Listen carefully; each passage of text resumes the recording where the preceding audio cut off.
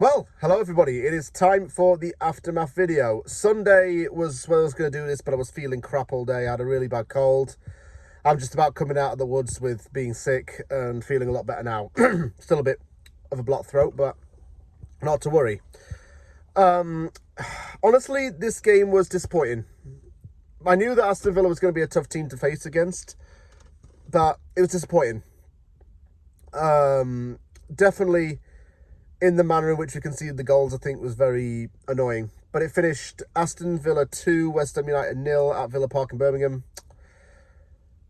And it's a bit of a crusher, but it's not disastrous.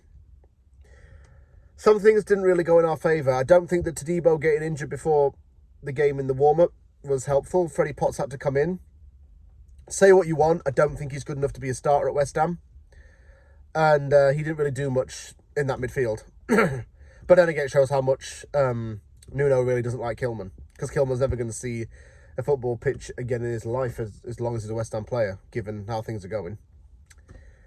I've got to say, Mavropanos was excellent in that first half. He was playing literally every position. Striker, midfielder, defender, goalkeeper. He did everything.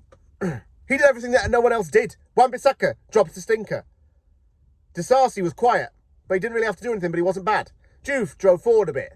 But Mavropanos was the man who was blocking those shots, defending with his absolute life.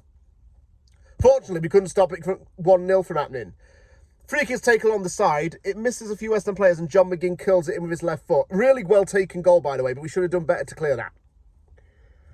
I wanted us to show a bit more intensity up front, which we haven't had since Somerville got hurt, and we didn't have it.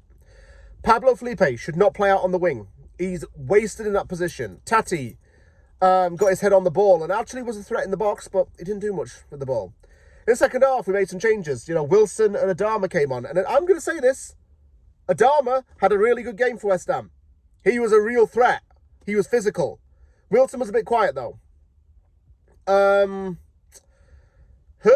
made some good saves, but the goal, when it was 2-0, was unforgivable, in my honest opinion. He parried the ball and Watkins just tapped it in. Okay, he's got some time to learn from that, though.